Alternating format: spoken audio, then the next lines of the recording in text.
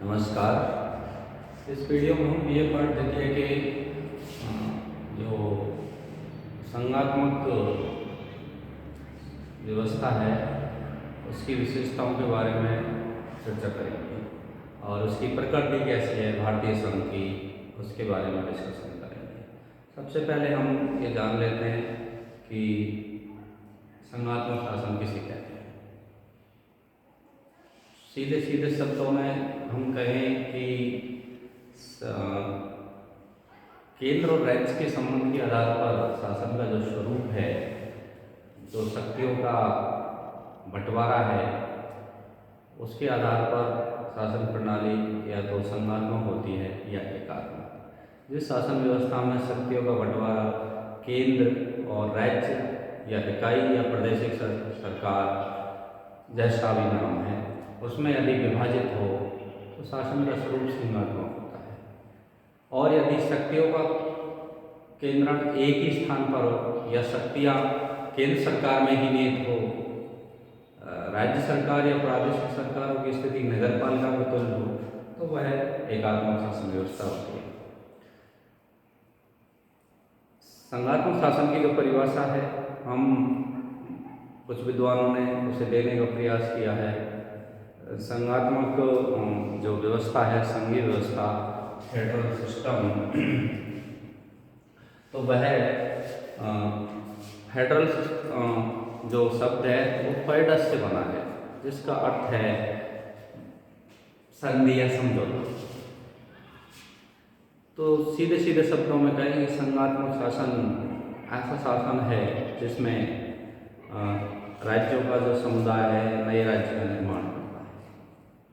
या फिर हम कहें मॉन्टेस्क्यू के शब्दों में कि संघात्मक शासन ऐसा समझौता है जिसमें बहुत से बड़े राज्य, एक बड़े राज्य में बहुत से छोटे छोटे राज्य एक बड़े राज्य में गठबंधन या समझौते में बंधने के लिए तैयार है। गार्नर ने इसकी परिभाषा स्पष्ट की है कि संघ एक ऐसी प्रणाली है जो केंद्रीय और स्थानीय सरकारें एक प्रमुख शक्ति के अंतर्गत अधीन होती है और अपने अपने क्षेत्र में जिस में कोई संसद या कानून द्वारा निश्चित करती है सर्वोच्च होती है। यानी शक्तियों का जो स्थिति है केंद्र और राज्य में बटी हुई होती है और जो शक्तियाँ विधायी संसद के द्वारा या किसी कानून के द्वारा स्पष्ट हो, उन क्षेत्रों में केंद्र सरकार और राज्य सरकार अपने अपने क्षेत्रों में सर्वोच्च होती है। भारत में जो संघीय व्यवस्था, उसको जानने से पहले हम ये जान लेते हैं कि संघ का निर्माण कैसे होता है। संघ का निर्माण होता है, ये कोई विकसित व्यवस्था नहीं है, बल्कि ये समझौते के द्वारा एक शासन चलाने का एक तरीका है जो दो तरह से बनता है। पहले ढांचे में वो संघ व्यवस्था आती है जिसमें अनेक राज्य एक जैसी आवश्यकताएं सुरक्षा की दृष्टि से, भौगोलिक सामीप्यता की दृष्टि से या राजनीतिक आर्थिक विकास और लक्ष्यों की दृष्टि से एकता के सूत्र में बंधना चाहते हों और वो इकाइयाँ एक सम्मिलित नीति का निर्वहन करती है जिससे कि उनकी शासन व्यवस्था सुदृढ़ रूप से चल सके। तो इसमें राज्य पारस्परिक सहयोग द्वारा एक ऐसी व्यवस्था का गठन करते हैं जो अकेले रहने पर वो स्थिति संभव नहीं। ऐसी व्यवस्था अमेरिका में है जो राज्यों का संघ है। सॉरी, राज्यों का संघ नहीं, संघ राज्य है।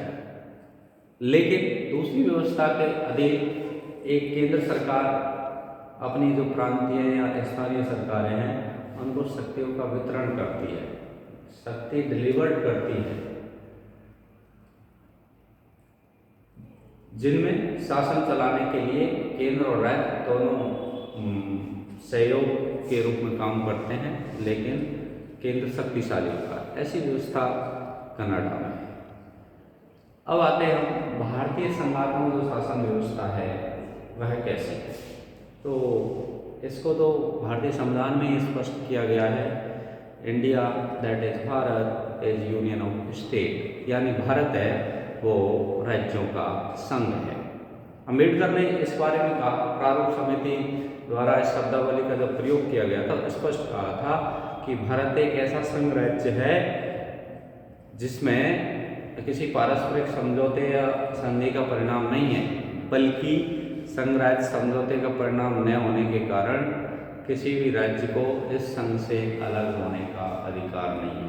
यानी संविधान निर्माता एक ऐसा संघ चाहते थे जिसमें केंद्र शक्तिशाली हो। इस अर्थ में हम भारत की जो संघात्मक व्यवस्था है वो एक अनूठी व्यवस्था है। इसमें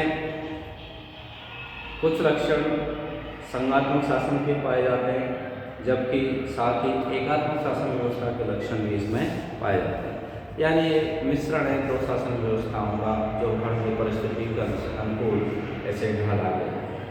इसीलिए मॉरिस जोन्स ने इसको एक सहकारी सौदेबाजी संघ की व्यवस्था कहा है, केसी बियर ने इसे आर्ध संघ कहा है, जबकि जेसी जोरी ने इसे हॉरिजेंटल संघ कहा है, समतल संघ।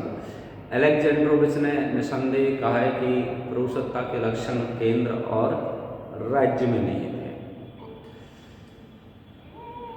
इसी प्रकार चूंकि अम्बेडकर ने जब भारत में संघात्मक शासन व्यवस्था अपनाई जा रही थी तो कहा था कि संघ का मुख्य लक्ष्य जो संविधान के द्वारा केंद्र और राज्यों के मध्य विधायी और कार्यपालिका शक्तियों का बंटवारा है। इस प्रकार से भारत में जो संघात्मक शासन व्यवस्था है उसको अपनाया गया है और वर्तमान में जो संघात्मक शासन व्यवस्था है उसमें राज्य और केंद्र मिलकर भारत संघ का निर्माण करते हैं। अब आते हैं हम भारत के संघात्मक शासन है उसके क्या क्या लक्षण हैं।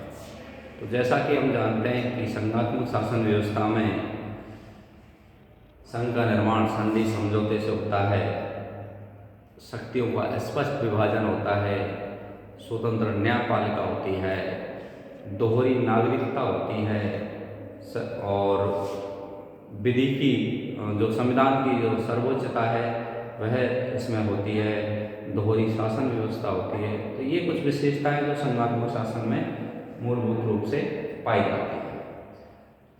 इन्हीं विशेषताओं के संदर्भ में भारतीय संघ की विशेषताओं को हम देखेंगे। तो सबसे पहले हम देखते हैं कि भारत की संघात्मक व्यवस्था है उसका संविधान है वह लिखित है और कठोर।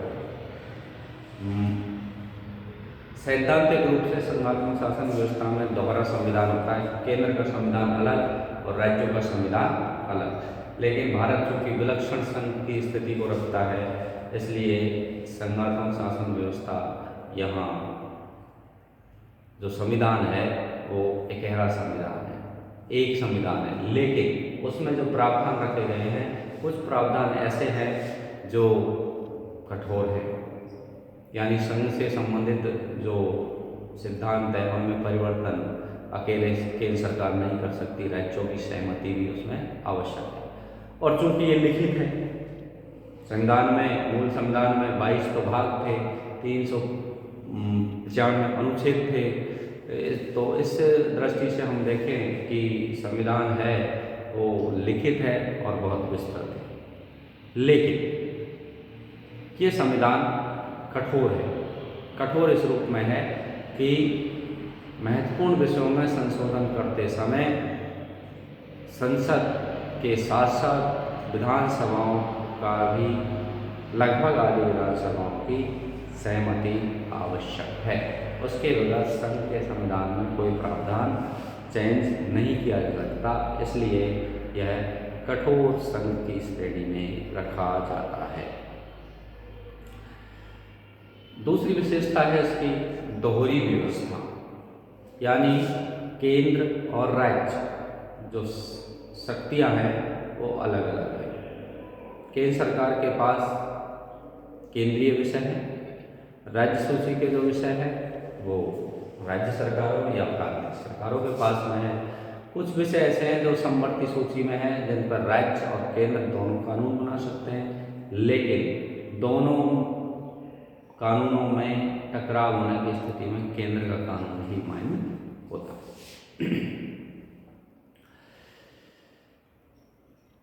तीसरी जो विशेषता है वह है संघ और राज्य की शक्तियों का विभाजन, जो महत्वपूर्ण है। दोहरी सरकार शासन व्यवस्था है, उसकी एक महत्वपूर्ण विशेषता निकल के आती है कि शक्तियों का बंटवारा स्पष्ट रूप से होना चाहिए। तो संविधान के जो प्रारंभ में संघीय सूची है उसमें 97 विषय रखे गए, राज्य सूची में 66 विषय रखे गए और समवर्ती सूची में 47 विषय रखे गए। संघ सूची में महत्वपूर्ण विषय मुद्रा, रेल, तार, संचार, विदेश, रक्षा आदि, जो केवल उन पर कानून बनाने की शक्ति केंद्र सरकार को है। दूसरी ओर राज्य विधानमंडलों को भी जो विषय दिए गए हैं राज्य सूची के 66, उनमें ऐसे विषय हैं जैसे स्थानीय स्वशासन, पुलिस, जेल, शिक्षा, सिंचाई आदि आदि। समवर्ती सूची में ऐसे विषय रखे गए जिनमें केंद्र और राज्य दोनों कानून बना सकती है। विवाह, तलाक, सामाजिक सुरक्षा, आर्थिक नियोजन, श्रमिकों की समस्याएं आदि। ये जो जिम्मेदारियां हैं दोनों सरकारें मिलकर काम करती हैं, लेकिन जैसा कि हमने पहले बताया विवाद होने की स्थिति में केंद्र सरकार ही या केंद्र सरकार का कानून है वही सर्वोच्च होता है। भारतीय संघात्मक शासन की जो पहली विशेषता है वह संविधान की सर्वोच्चता। भारतीय संविधान से केंद्र और राज्य दोनों शक्तियाँ प्राप्त करते हैं। दोनों संविधान के अनुसार शासन चलाने के लिए बाध्य है, क्योंकि संविधान ही सर्वोच्च कानून है। किसी प्रकार कोई भी कानून संविधान के विरोध में नहीं हो सकता। राज्य या केंद्र या विधानमंडल ऐसा कोई कानून नहीं बना सकती जो संविधान के विरुद्ध हो। अन्यथा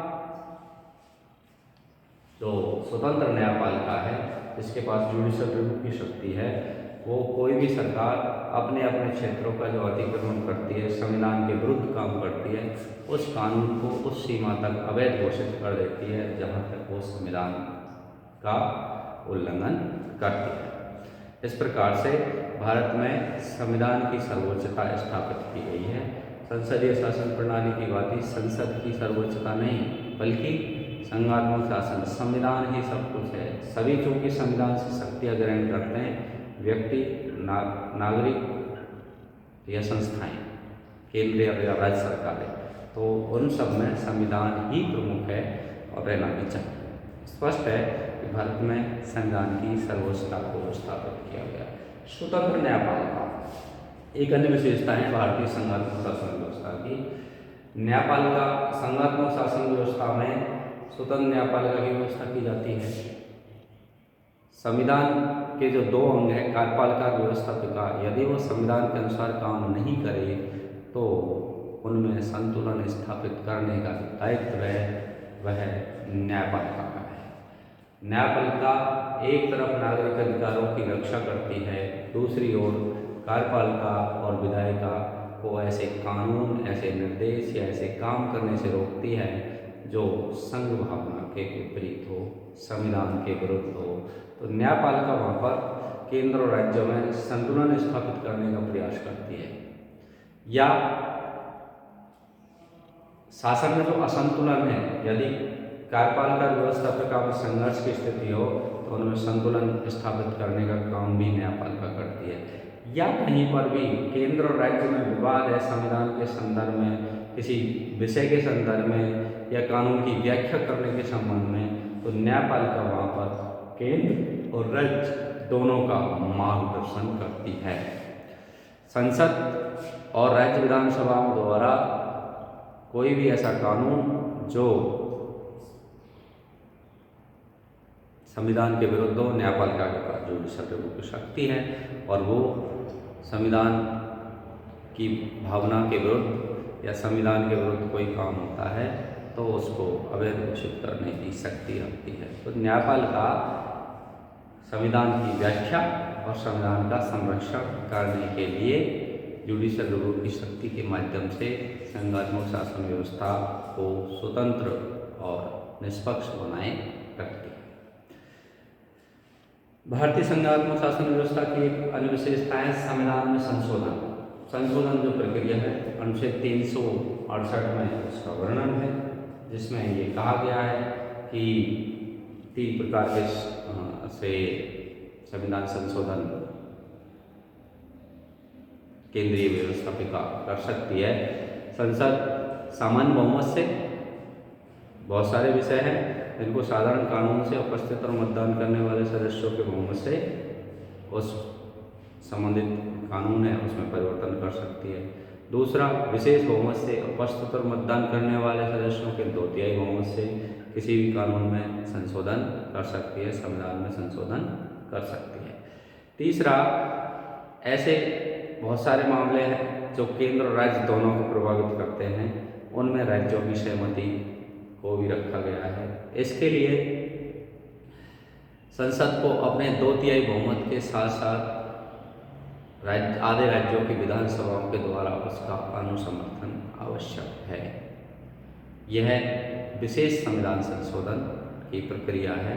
तो तीनों प्रक्रियाओं से संविधान में संशोधन अनुच्छेद 368 के तहत संसद कर सकती है, और लेकिन संविधान के दायरे में, संविधान के अनुसार वह संशोधन मान्य है, अन्यथा न्यायपालिका संविधान संशोधन को अवैध घोषित कर।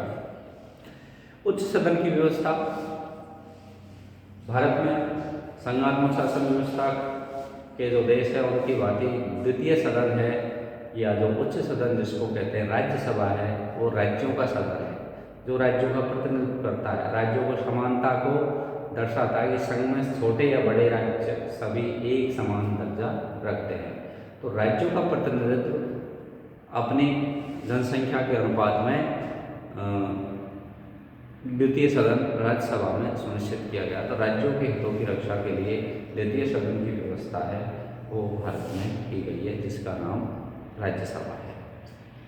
इस प्रकार से हम देखते हैं कि भारतीय संघात्मक शासन व्यवस्था है वो एक तरह से विशिष्ट लक्षणों को लिए हुए वाली संघात्मक व्यवस्था। धन्यवाद।